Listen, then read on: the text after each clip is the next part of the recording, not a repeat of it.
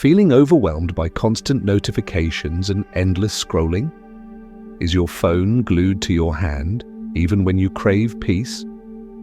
You're not alone. This video isn't about ditching your tech entirely, but about reclaiming your mind and finding calm in a chaotic digital world. Discover simple Zen habits that will transform your relationship with technology and bring you genuine peace. One rainy afternoon, Maya stood under a small awning, the city hissing with wet tires and neon reflections. Her phone vibrated again, then again, like a nervous bird in her palm. Messages, alerts, a news headline, another message, a low battery warning. She wasn't sure if her heart was beating fast because of the coffee or the constant pings. In that moment, something inside her softened into a quiet plea. I just want a moment to breathe. Behind her, a bell chimed, not the sharp sound of a phone, but a warm, small bell at the door of a tea house she'd never noticed before. A paper lantern glowed above it, soft as a moon. The sign read, "Quiet Leaf." She stepped inside. The room was simple. Wooden tables, a single branch in a vase, rain tapping at the window. No music, no screens. Just the slow rhythm of the kettle and a gentle man who greeted her with a bow. He wore a grey sweater and had laugh lines around his eyes. "You look like your thoughts are crowded," he said, offering a seat. She nodded, embarrassed, and set her buzzing phone on the table.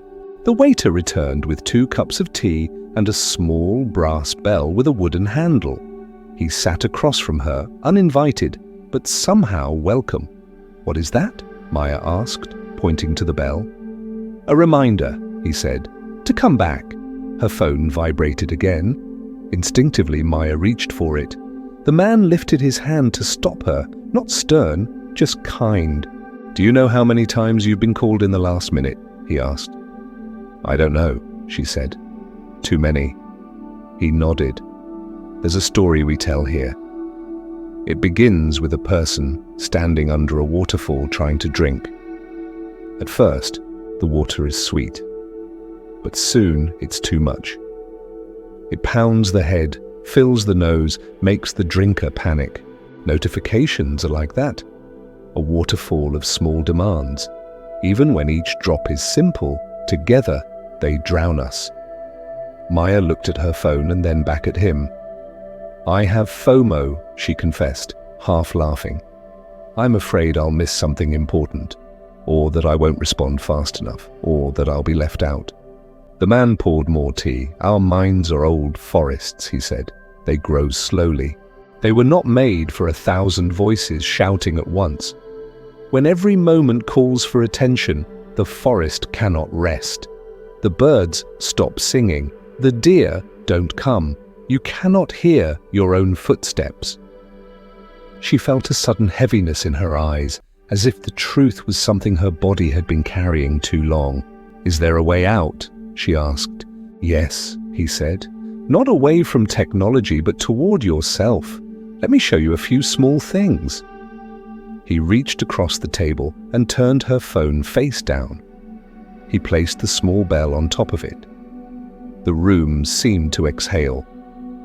"First," he said, "there's a simple principle in Zen: be where you are. When you drink tea, drink tea. When you walk, walk. The mind that does one thing at a time is like a clear pond. You can see the bottom. Your thoughts stop tripping each other." "Easier said than done," Maya said. He smiled. "True. So we use tools. We create spaces where the pond can be calm. See that shelf by the door? That's our phone shelf. This is a digital-free zone. We put the phone there when we enter, so our hands can remember the weight of the cup, the texture of wood, the breath in our chest. Try it." Maya hesitated and then stood. She placed her phone on the shelf and returned. It felt like leaving a small, anxious animal to sleep.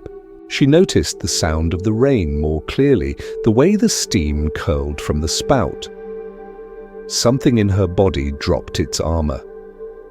Second, he said, there are times of day for waking and for sleeping. We call it a digital sunrise and a digital sunset. For the first hour after waking, your mind is tender. Protect it. No screens. Breathe. Stretch. Make tea. Look out the window. For the last hour before bed, do the same. Let your attention return to quiet so your sleep can be deep. But the world will keep sending me things, Maya said. It won't wait. It never has, he said, which is why you must choose. Turn off what you don't need. Not everything is urgent. Keep only the notifications that are truly essential. Alarms, maybe a call from a loved one. If your phone is the town crier, it will cry all day. Teach it to whisper and curate what you see.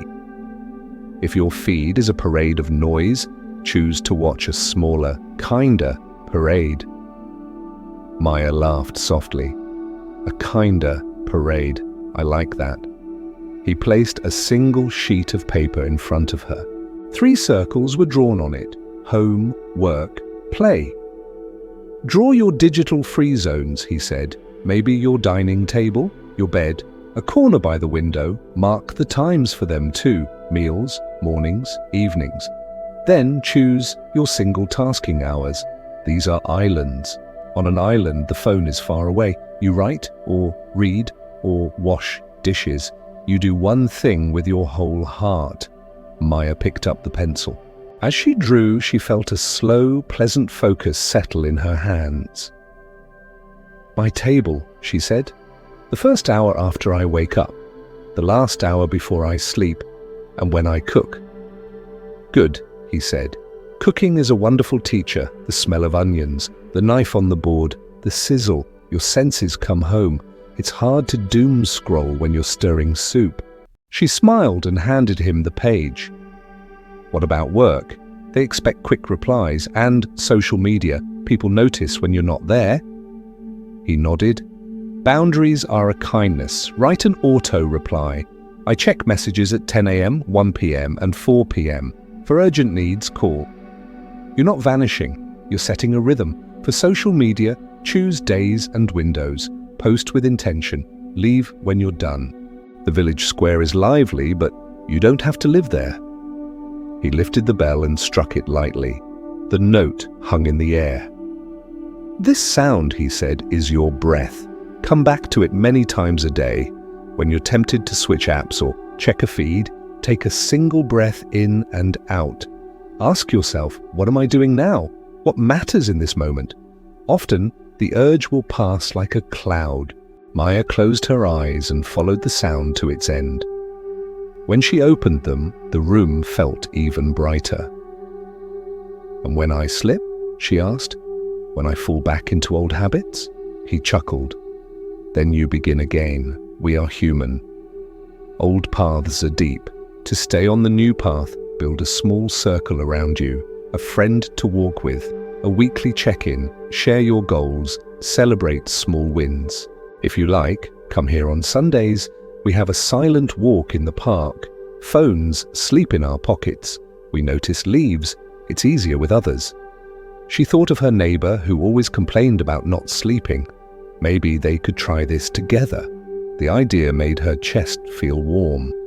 The man poured the last of the tea, and once a week he added, take an honest look at your habits. Ask 3 questions. What gave me peace? What pulled me away? What can I change this week? Simple notes are enough. Your attention is a garden. Tend it regularly. Maya watched the steam fade. What happens if I keep going? If I keep choosing this? He glanced at the window. Outside, rain softened into mist. Over time, he said, your mind becomes a quiet room. Work feels lighter because you bring your full self to it. You sleep deeper, you listen better.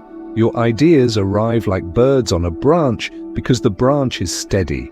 Productivity is not the point, but it will follow. Peace is the root. Life grows from there. She stood to leave and, without thinking, reached for her phone on the shelf. She held it for a moment. It felt different, no longer a magnet, just an object. She placed it in her bag and bowed to the man. "One last question," she said at the door. "What if the world calls me selfish for choosing quiet?" He smiled gently. Quiet is not selfish. It is the ground from which kindness grows. When your mind is calm, your presence feeds others. They will feel it. And some will ask you how you found it. Then you can pass the bell. Outside, the city still pulsed, but its edges were softer. Maya walked home in the rain, her steps unhurried. When she reached her apartment, she cleared the dining table and put a small bowl there, a phone bowl. She planned her digital sunrise and sunset on a sticky note and pressed it to the fridge. She turned off every notification she could, leaving only the ones that truly mattered. She sent a message to her team with her new check-in times. She texted her neighbor, "Want to go for a silent walk on Sunday?" That night, when the sky darkened, she placed her phone in the bowl like a candle that had done its work. She made chamomile tea and sat by the window. The moon was a thin smile. She watched it without the tug of a screen, without the hum of a timeline. Her mind settled bit by bit. The next morning, she woke before her alarm. She didn't reach for the phone. She stretched. She noticed a small bird singing on the fire escape, its throat bright with effort. She made oatmeal slowly, stirring until it thickened. She breathed in the cinnamon. She ate at the table, present for each spoonful. Later, during her first work block, she put her phone in another room and set a timer. She wrote a single page, then another. Her mind, usually skittering like a frightened cat, curled up beside her work and stayed. It felt like kindness. There were slips, of course. A day when she scrolled late into the night, a morning when she woke into a flood of headlines and felt her chest tighten. But the bell was in her pocket now, not as metal, but as memory. She struck it with her breath and began again. Weeks passed. Sunday walks became a small tradition. A few friends joined. They talked before and after, but not during. They noticed the bark on trees, the way wind pushed ripples across the lake, the hush of winter light. Their phones slept. Their eyes woke. Maya didn't leave the digital world. She learned to walk through it like a steady traveler, sometimes pausing to watch, sometimes smiling, sometimes saying no and taking the quieter road. She discovered that FOMO faded when she was full of her own life, her own small joys. She learned that the world did not fall apart when she didn't answer at once. It kept spinning, and so did she, but more gently. One evening, months after the rain, she returned to Quiet Leaf. The bell on the door chimed. The same man looked up and grinned. "How is your pond?" he asked. "Clearer," she said. "Not perfect, but I can see the bottom most days." He laughed, and they sat for tea. Her phone slept on the shelf by the door. When it finally rang, she didn't startle. She looked up, breathed, and let it ring. For a moment, there was nothing to do but be there. Kettle, steam, cup, smile, breath. And in that simple, human moment, she felt the whole room return to quiet.